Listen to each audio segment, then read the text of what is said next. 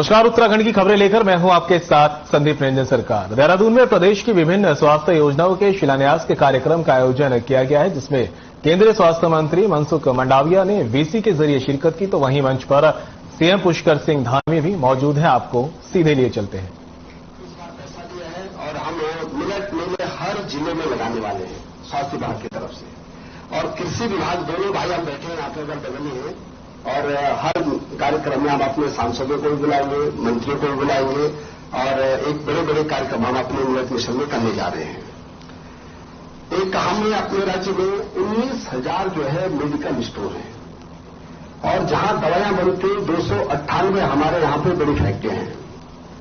अब अप्रैल के महीने के बाद हर मेडिकल स्टोर में एक एक फार्मासिस्ट रखना आप अनिवार्य करेंगे हम, ताकि गलत दवाइयां न बेची जाए और उन दवाइयों की जो है जाल ठीक सा हो जाए। ये भी भारत सरकार का जो टारगेट है, इसको भी हम पूरा करने जा रहे हैं।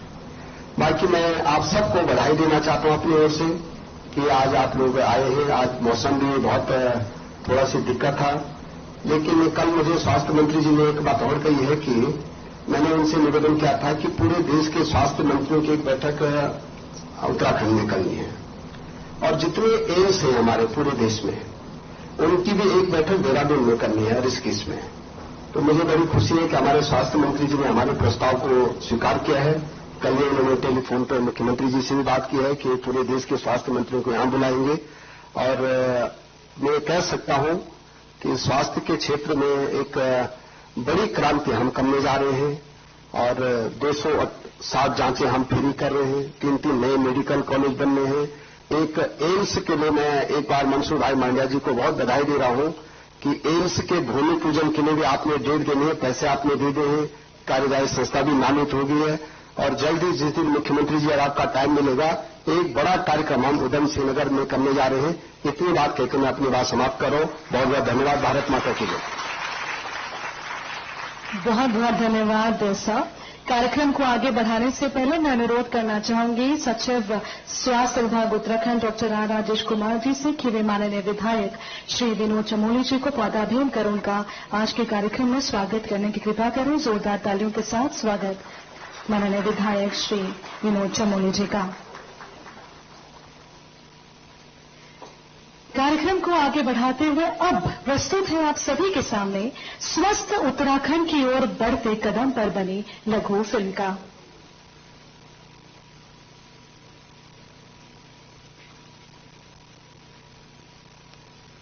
द्वारा दिए गए स्वास्थ्य भारत के संकल्प को माननीय केंद्रीय स्वास्थ्य मंत्री डॉक्टर मनसुख मांडविया जी के अथक प्रयासों, माननीय मुख्यमंत्री श्री पुष्कर सिंह धामी जी के कुशल नेतृत्व और माननीय स्वास्थ्य मंत्री उत्तराखंड डॉक्टर धन सिंह रावत जी के दिशा निर्देशों से उत्तराखंड में स्वास्थ्य सेवाओं को मूर्त रूप दिया जा रहा है। माननीय प्रधानमंत्री जी द्वारा स्वास्थ्य सेवाओं को बेहतर बनाने के ऐसे संकल्प का सुपरिणाम है कि आज मरीजों को प्रधानमंत्री जन आरोग्य योजना के अंतर्गत यूनिवर्सल हेल्थ कवरेज उपलब्ध करवाया जा रहा है। आयुष्मान भारत डिजिटल मिशन के अंतर्गत मरीजों की आभा आईडी बनाकर उनके इलाज में कंटिन्यूम ऑफ केयर एवं राज्य में 220 प्रधानमंत्री जन औषधि केंद्रों द्वारा सस्ती भी अच्छी भी पहल के माध्यम से एमआरपी से कम मूल्य पर आम जनमानस को दवाइयां उपलब्ध करवाई जा रही है।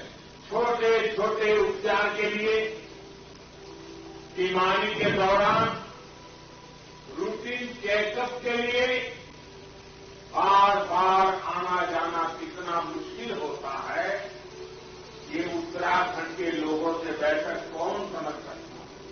स्वास्थ्य सुविधाएं सभी तक पहुंचाने के लिए लास्ट माइल डिलीवरी से जुड़ा एक सशक्त हेल्थ इंफ्रास्ट्रक्चर भी बहुत जरूरी होता है। उत्तराखंड की स्वास्थ्य सेवाओं को बेहतर बनाने के इसी क्रम में प्रधानमंत्री Ayushman Bharat health infrastructure mission के अंतर्गत चिकित्सा इकाइयों का उच्चीकरण एवं सुदृढ़ीकरण किया जा रहा है। तो पिछले समय में कोविड महामारी के अनुभवों को देखते हुए ईसीआरपी के अंतर्गत चिकित्सा इकाइयों को भविष्य की दृष्टि से सुदृढ़ करने के लिए भी महत्वपूर्ण कार्य किए जा रहे हैं। पीएमआरडीए योजना और ईसीआरपी के अंतर्गत कुल 14 क्रिटिकल केयर ब्लॉक्स बनाए जाने सुनिश्चित किए गए हैं, जिसमें श्रीनगर जनपद पौड़ी, जयपुर, रुद्रप्रयाग और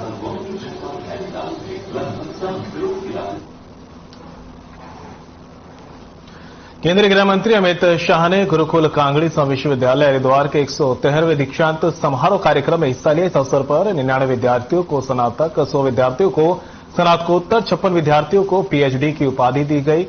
83 विद्यार्थियों को स्वर्ण पदक से सम्मानित किया गया। वहीं सभी को नवरात्रि की शुभकामनाएं देते हुए कहा कि विश्वविद्यालय से उपाधि प्राप्त कर शिक्षार्थी नए जीवन की शुरुआत करने जा रहे हैं। विश्वविद्यालय महान वटवृक्ष बनकर समग्र देश और दुनिया को महर्षि दयानंद का संदेश और हमारी पौराणिक शिक्षा पद्धति को आगे बढ़ा रहा है। यहाँ की शिक्षा पद्धति का महत्व देखकर ही महात्मा गांधी, राजेंद्र प्रसाद, सर्वपल्ली राधाकृष्णन, श्यामा प्रसाद मुखर्जी, मोरारजी देसाई जैसे अनेक महानुभावों ने इस पुण्य भूमि की शिक्षा व्यवस्था को बल देने का कार्य किया। उन्होंने आगे कहा कि प्रधानमंत्री नरेंद्र मोदी देश में नई दिशा नीति लाए हैं। इससे दयानंद जी की शिक्षा की दृष्टि से श्रद्धानंद जी का वेद और विज्ञान की शिक्षा के समन्वय का संदेश है।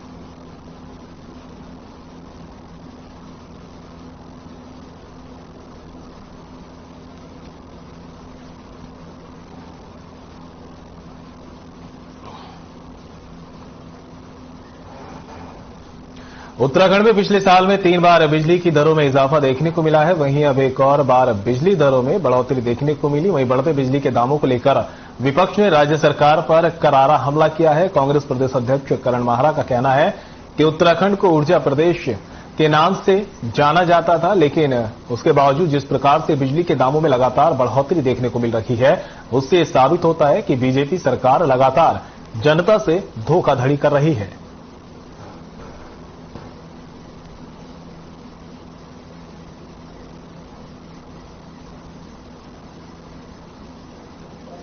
रोड पे खाज वाली घटना में इसको कहूंगा और 13.2% जो है रेट बढ़ाए गए हैं और चौथी बार बढ़े हैं इस वर्ष में। ऊर्जा प्रदेश का यह हाल है। और मैंने जो प्रश्न आपके माध्यम से, प्रिंट के माध्यम से, इलेक्ट्रॉनिक मीडिया के माध्यम से सरकार से पूछा था कि श्रावंती के बारे में आपका क्या कहना है।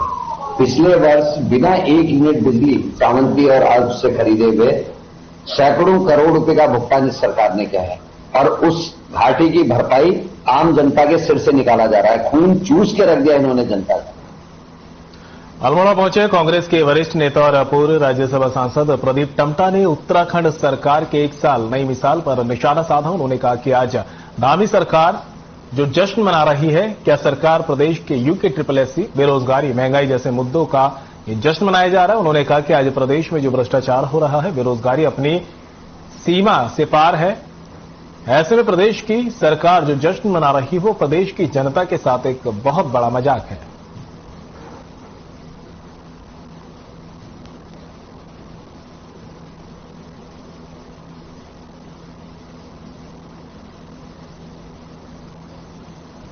किस उपलब्धि को अपना मान रही है? क्या यूके SSSC में जो भ्रष्टाचार हुआ है, जो उत्तराखंड लोक सेवा आयोग में जो भ्रष्टाचार उजागर हुआ है, पेपर लीक है, मेरे ख्याल से जश्न इसी बात का मनाया जा रहा होगा। नहीं तो जश्न ऐसी क्या चीज थी? मुख्यमंत्री धामी जी ने जब पहली बार मुख्यमंत्री बने थे चुनाव के समय, उन्होंने कहा था 24,000 पद रिक्त हैं इस प्रदेश में, हमारी सरकार आते ही हम इसको बढ़ाएंगे। 1 साल पूरा हो चुका है, पदों को भरने की तो प्रक्रिया पूरी नहीं हुई, हर छत टपक गई। पौड़ी के यमकेश्वर विधानसभा के सिरायू पुल के पास एक युवक और युवती गंगा में डूब गए। दोनों के डूबने की जानकारी एसडीआरएफ को दी गई है, जिसके बाद एसडीआरएफ की टीम तत्काल घटनास्थल के लिए रवाना हुई। स्थानीय लोगों ने बताया कि दोनों युवक और युवती चाचा भतीजे थे, जो कि सामान लेने गूलर बाजार आए हुए थे। नदी किनारे उनकी चप्पल और बैग मिलने पर उनकी नदी में डूबने की आशंका पर जिला पुलिस को जानकारी दी गई।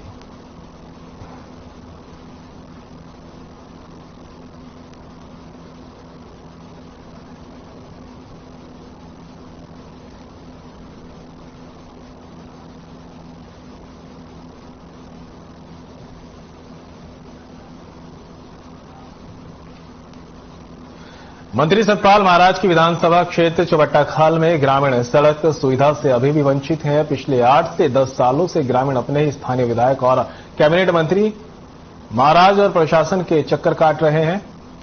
यहां तक कि सीएम पोर्टल पर भी ग्रामीणों ने सड़क की गुहार लगाई, लेकिन अभी तक भी उनकी मांगे पूरी नहीं हो पाई है। अब ग्रामीणों ने एक बार फिर डीएम डॉक्टर आशीष चौहान से मदद की गुहार लगाई। वहीं डीएम ने भी ग्रामीणों को सड़क पहुंचाने का आश्वासन दिया है। ग्रामीण जगदीश सिंह नेगी ने कहा कि संदना तैराण छोयाधार मोटर मार्ग के निर्माण की मांग के लिए स्थानीय विधायक और लोक निर्माण विभाग मंत्री सतपाल महाराज से मुलाकात की है, लेकिन आज तक उस मोटर मार्ग का सर्वे के अलावा कुछ नहीं किया गया।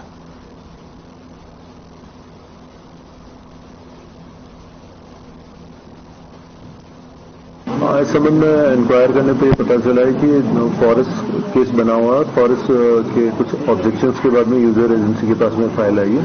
तो इस संबंध में यूजर एजेंसी को निर्देश दिए गए कि शीघ्र आपत्तियों का निराकरण करके प्रोसेस को एक्सपेडाइट करें। पोखड़ा ब्लॉक में ग्राम सभा गटरी में संदना छोयाधार संदना तैरान और छोयाधार रोड है 3 किलोमीटर का। 10 साल से हमें आश्वासन मिल रहा है। आश्वासन पे आश्वासन देते देते इन्होंने पूरे 10 साल निकल चुके। अभी भी 1 महीने पहले से हमने सीएम पोर्टल पे कंप्लेंट कर रखी है। उसके बावजूद इन्होंने मेरे को सारी फाइल का ये बताया है कि आज वहां चलेगी, कल वहां चलेगी, परसों इसी। लास्ट में इन्होंने मेरे को ये कहा है कि आपके रोड का जो है पैसा मंजूर हो चुका है। 1 करोड़ 10 लाख रुपए उन्होंने मेरे को बताया है और ये कहा है कि आपकी जो फाइल है वो डेपो की यहाँ।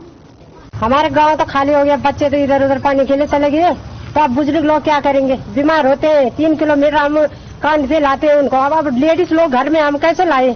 हम तो हमें बहुत परेशानी है। चढ़ाई है 3 किलोमीटर हमारे यहाँ चढ़ाई है। ग्राम सभा गढ़ली है हमारा और संदना और तैरान छोयाधार 3 किलोमीटर हमें रोड चाहिए। विधानसभा हमारा चौबेटा खान और हमें बहुत परेशानी है। हमें रोड की परेशानी है, हमें रोड चाहिए। हम 8-10 साल से बहुत कोशिश कर रहे हैं। 10 बार हम पौड़ी आ गए, लेकिन हमारी रोड कैंसिल क्यों हो रही है हमें ये पता नहीं। मुनिकीरेती थाना क्षेत्र अंतर्गत लक्ष्मण झूला रोड पर पेट्रोल पंप के पास पार्किंग में एक बड़ा हादसा होते होते टल गया। बताया जा रहा है कि सुबह करीब 4:30 बजे पार्किंग में खड़े एक टेम्पो ट्रेवलर में संदिग्ध परिस्थितियों में आग लग गई। आग इतनी भीषण थी कि दमकल विभाग को आग पर काबू पाने के लिए कड़ी मशक्कत करनी पड़ी। फिलहाल आग लगने के कारण पता नहीं चल पाए हैं। किसी भी तरह की जनहानि यहां पर नहीं हुई है। मुनिकीरेती थाने के इंस्पेक्टर रितेश शाह ने बताया कि आग लगने के कारणों की जांच दमकल विभाग के अधिकारी और पुलिस विभाग कर रहे हैं। फिलहाल आग लगने के कारण स्पष्ट नहीं हुए हैं। प्रथम दृष्टया शॉर्ट सर्किट होने की वजह से ही वाहन में आग लगने की घटना मानी जा रही है।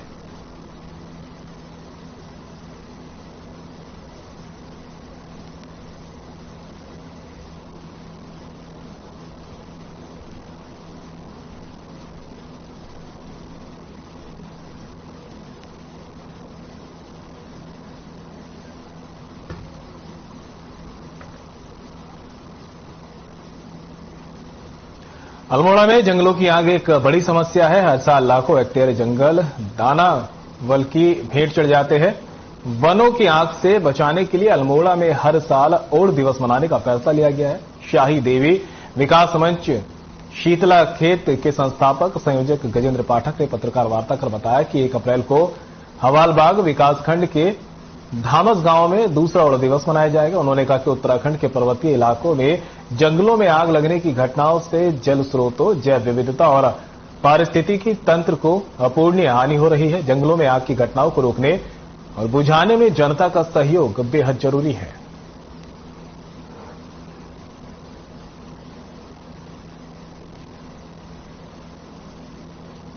उत्तराखंड के जंगल हर साल गर्मी में सुलग रहे हैं, जल रहे हैं, पानी के स्रोत सूख रहे हैं, जैव विविधता नष्ट हो रही है, मानव वन्य जीव संघर्ष बढ़ रहा है और जंगलों में एक बार आग लग गई तो उसको रोकना बड़ा मुश्किल होता है। इसलिए हम लोग आग लगे ही न इस बार का प्रयास कर रहे हैं। जैसा कि आप सभी जानते हैं कि खरीफ की फसलों की तैयारी के वक्त महिलाएं कांटों को सुखाकर जलाकर उसको नष्ट करती हैं। उस क्रम में कई बार वो आग निकटवर्ती पंचायत के सिविल के आरक्षित वन क्षेत्र में जाके वन पंचायत में जंगलों में आग लगाने का एक बड़ा कारण बन रही है। तो हमने पिछले वर्ष विचार दिया था कि और दिवस का विचार देकर हमने ये कहा था कि 31 मार्च से पहले सारे और जलाने की पेड़ा जलाने की आड़ा जलाने की प्रक्रिया पूरी कर ली जाए। मौसम विभाग की भारी बारिश की चेतावनी सटीक साबित हुई। अल्मोड़ा जनपद के कई इलाकों में जमकर बारिश हुई है। लगातार हो रही बारिश से जहां लोगों को गर्मी से राहत मिली, वहीं किसानों की खेती को भी फायदा मिलने के आसार है। साथ ही बदलते मौसम से जंगलों में लग रही आग से भी राहत मिलने के अनुमान लगाए जा रहे हैं। वहीं भारी बारिश को लेकर जिला प्रशासन ने जनपद के सभी तहसीलों और आपदा प्रबंधन विभाग को अलर्ट रहने के निर्देश दिए हैं।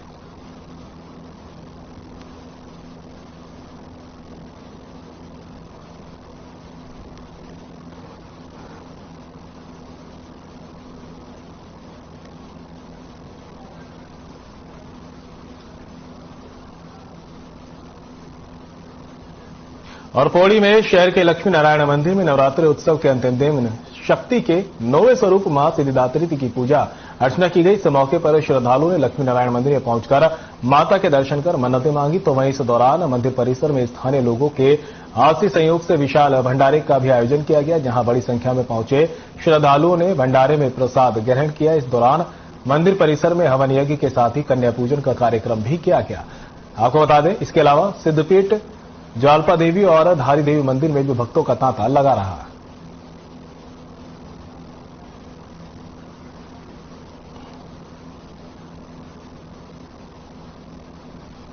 हमारी उत्तराखंड देवभूमि है। हम चाहते हैं कि यहाँ पे जितना भी पर्यटन होता रहे वो जुड़ता रहे हमेशा। तो इसके लिए हम कुछ न कुछ ऐसा करते रहते हैं। जैसे आज यहाँ पे लक्ष्मी नारायण मंदिर में, पौड़ी गढ़वाल लक्ष्मी नारायण मंदिर में आज माता रानी के मतलब शुभ अवसर पर और रामनवमी के शुभ अवसर पर भंडारा रखा गया है, जिसमें अब पर्यटन आएंगे तो वो जुड़ेंगे। उनको हमारे यहाँ मतलब देवभूमि है तो हम उस हिसाब से अपने जगह को दिखा सकते हैं।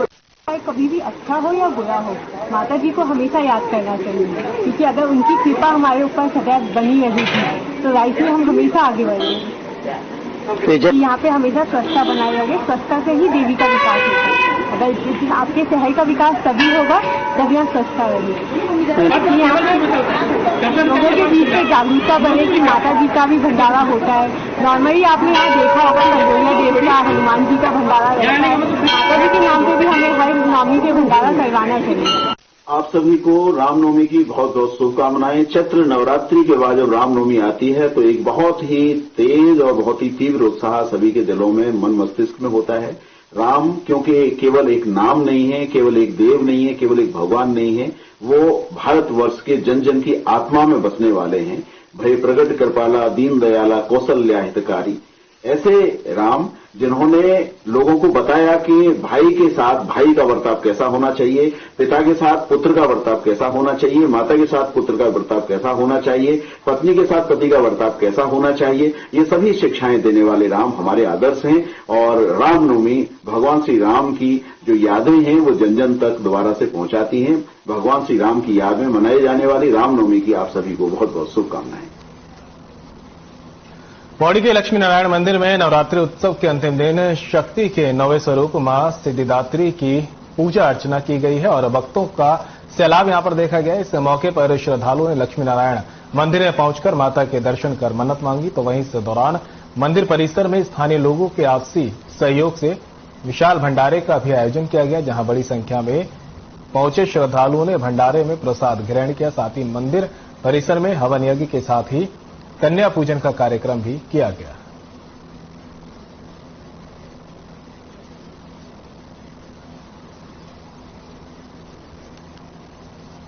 भगवान सर्वप्रथम श्री रामचंद्र जी के चरणों में कोटि कोटि नमन प्रणाम वंदन करते हुए आज भगवान श्री राम जी का परम पवित्र चैत्र मास में, इस मधु मास में प्राकट्य दिवस, जन्म दिवस, इस जन्म दिवस पर समस्त देशवासियों को हार्दिक शुभ मंगल कामनाएं एवं अनंत अनंत बधाइयां। तो देखिए, हम सभी को भगवान श्री राम जी ने धर्म की रक्षा के लिए, गौ रक्षा के लिए, अब प्रदेशवासियों एवं समस्त देश की जनता को भगवान राम के प्रकट दिवस के अवसर पर ये जो रामनवमी का पर्व मनाया जा रहा है, विश्व हिंदू परिषद के द्वारा विगत वर्षों की भांति भी इस बार भगवान रामचंद्र जी की शोभा यात्रा निकाली जा रही है। और भगवान राम से हम ये अनुकंपा करते हैं कि प्रदेश को, देश को सुरक्षित रखे, गौ माता की रक्षा हो, माताओं की रक्षा हो, देश की रक्षा हो। और दिल्ली हरिद्वार नेशनल हाईवे पर स्थित सेंट्रल होटल के ग्राउंड में हो रहे कार्यक्रम में खानपुर विधायक उमेश कुमार शर्मा की पत्नी सोनिया शर्मा ने बहुजन समाज पार्टी का दामन थामा। बता दें, वरिष्ठ पत्रकार उमेश कुमार ने विधानसभा चुनाव में खानपुर विधानसभा से 4 बार के विधायक रहे प्रणव सिंह को निर्दलीय रूप से चुनाव लड़कर हरा दिया था, जिसके बाद से उमेश कुमार जनता की पसंद बनकर उभरे हैं।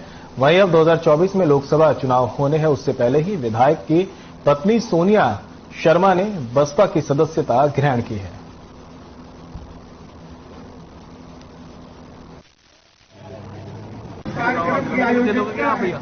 बहुजन समाज पार्टी दिखा के काम नहीं करती है। बहुजन समाज पार्टी कार्यकर्ता अपनी काम करने की क्षमता को दूसरे के सामने नहीं रखता। बहुजन समाज पार्टी कार्यकर्ता हमेशा काम करता ही रहता है। लोकसभा चुनाव में किसे पैक किया जाएगा? देखिए, बहुजन समाज पार्टी की नेता हम सबकी, बहुजन समाज पार्टी की राष्ट्रीय अध्यक्ष बहन कुमारी मायावती जी ने स्पष्ट कर दिया कि अब हम राजनीतिक गठबंधन नहीं करेंगे, हम सामाजिक गठबंधन करेंगे। सर समाज में भाईचारा बनाएंगे और सर समाज के बीच में लोकसभा जिताने का काम करेंगे। सदस्यता ली है, ये बड़ा संगठन है और मेरे साथ जितने लोगों ने यहाँ पे सदस्यता लिया आप देख ही रहे हैं, हजारों की संख्या में लोग यहाँ आए हुए हैं, तो इससे मजबूती का तो अंदाजा लगाया जा सकता है। आने वाले समय में आपका फाइनल कर दिया है पार्टी ने? टिकट नहीं, अभी कुछ फाइनल नहीं है और जिसको बहन मायावती टिकट देंगी मैं उसके लिए कार्य करूंगा।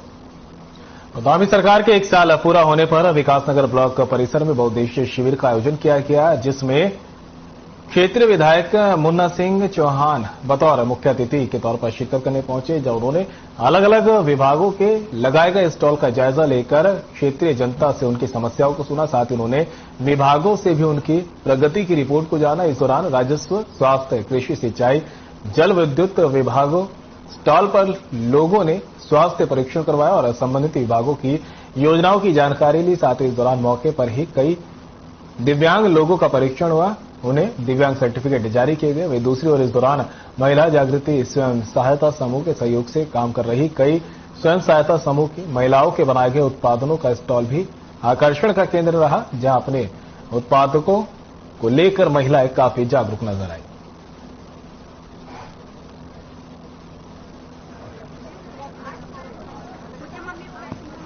हमारे राज्य ग्रामीण आजीविका मिशन से गठित स्वयं सहायता समूह है और सेल्फ हेल्प ग्रुप जो है जो की मेहनत से हम लोगों ने ये कार्य शुरू किया है। जैसे आप देखते हो ये जो दस्ता बनाया हुआ है RCMP के महिलाओं ने बनाया है, ये फूड बैग बनाई है और हमारी महिलाओं ने बढ़िया बनाई है, पापड़ बनाया है, बत्ती बनाए। तो महिलाएं बहुत सुंदर तरीके से अपना काम राष्ट्रीय ग्रामीण आजीविका मिशन के थे। हमारी कम से कम 350 महिलाएं जुड़ी हुई हैं। तो अभी आपने क्या कुछ स्पेशल बनाया है? सर अभी तो यही है, हमारा लेमन ग्रास का चल रहा है, उसके जगह और ग्रास का दूध भी हम बनाते हैं और ये अमरूद का दूध है हमारा और भी चीजों पर हम ज्यादा कर सकते हैं।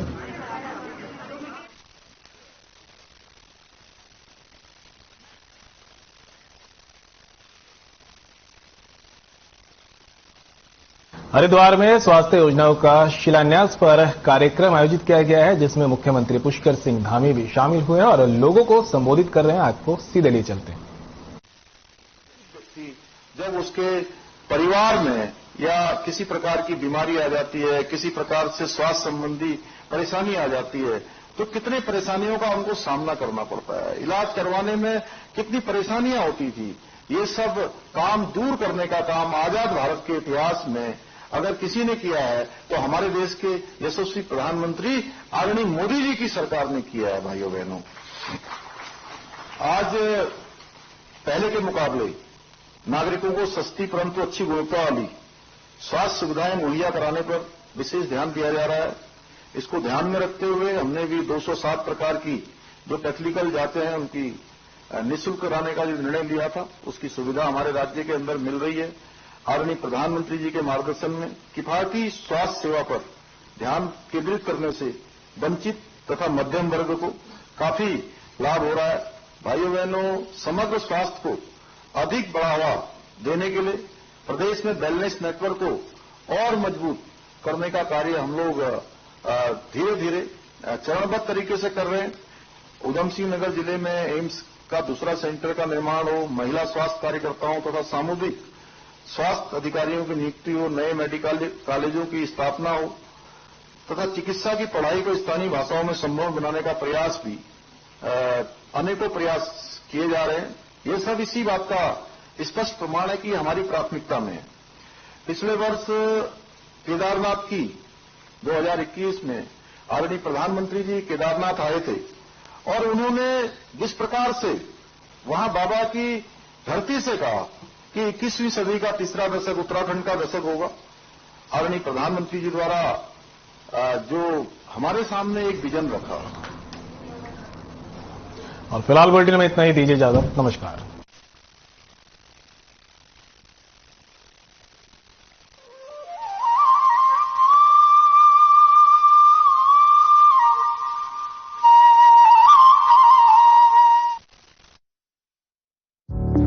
Through constant innovation, the